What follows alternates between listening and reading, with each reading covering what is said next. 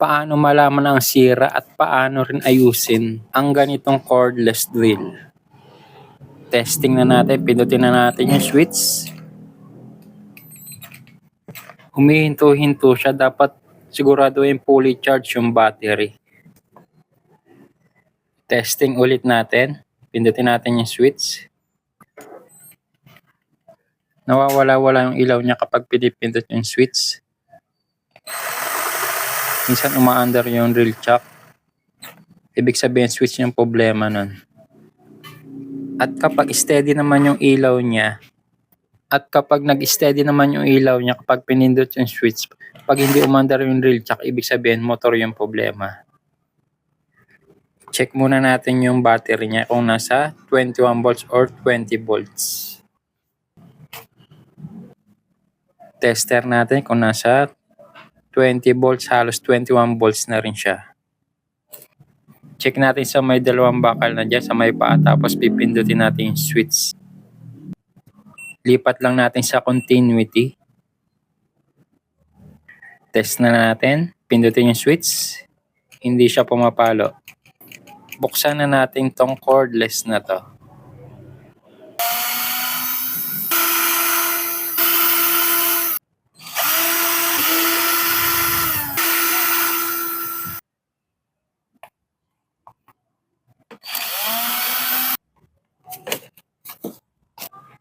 Dito nyo lang malalaman kung ayos o sira na yung switch. Dito natin i-check sa may nakahinang na wire na itim at sa baba rin, itim na wire. Pipindutin yung switch niya, tapos yung sa reverse forward, yung selector ililipat natin sa left, dyan sa side na yan. Check na natin kung papalo. Ayaw pumalo. Ibig sabihin, sira na yung switch niya. Ganito nyo lang malalaman pag may sira na yung switch niya, yung mga ganitong style na switch. Kung itetest naman yung motor niya, dapat yung isang wire, yung nakahinang, dapat nakatanggal. Tapos i-check sa continuity. Check nyo rin yung carbon brush niya, kung makapal pa. Ito, nakita ko na yung carbon brush nito, makapal pa. Ganito nyo, dyan nyo i-check yung continuity. Dapat nakatanggal. Nakita ko kasi yung carbon brush niya, kaya di ko na tinanggal yung wire niya, yung isang wire niya. Ayan, pumapalo. Dapat ganyan. Dapat nakatanggal yung isang wire, di ko na tinanggal yan. Kasi alam kong ayos na yung motor niya. Ito ang ipapalit natin na switch na bago. I-check natin sa may itim, dyan sa baba, at saka sa taas na wire, sa may nakahinang. Sabay pipindutin yung switch, ililipat yung selector sa left side. Gamit lang tayo ng continuity na tester.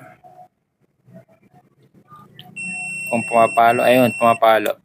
Ito, bago na tong switch. Ganito nyo lang malalaman kung gumagana yung switch nyo na ganito yung itsura. Ito yung luma. Ito yung tatanggalin natin. Check natin. Ayan. Talaga hindi na siya pumapalo. Ito yung papalitan natin switch. Pinagpalit ko yung paa ng switch kasi hindi kasya. Tanggalin ko na yung nakahinang sa motor. Kasi nga ipapalit natin yung bagong switch.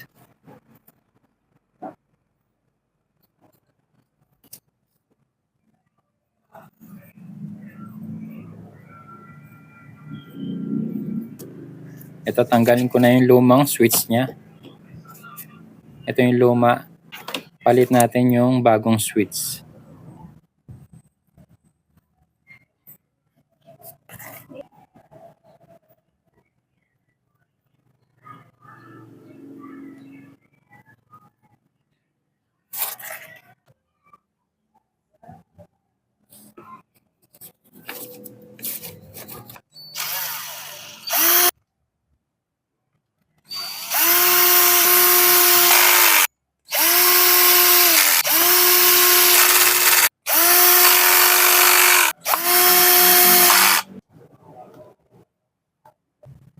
Check lang natin sa may paanan. Pindutin lang yung switch. Ayan pumalo. Lipat natin yung selector. Ayan pumalo. Ibig sabihin, okay na to. Kasi nga napalitan na natin yung switch niya. Dapat, kahit ilipat yung selector, dapat pumapalo. Lagay na natin yung battery niya. Sabay pindutin nyo yung switch. Ayun. Okay na.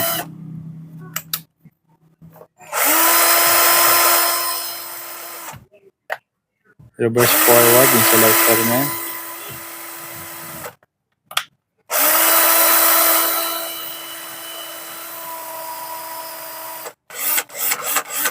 Tuloy-tuloy na yung andar.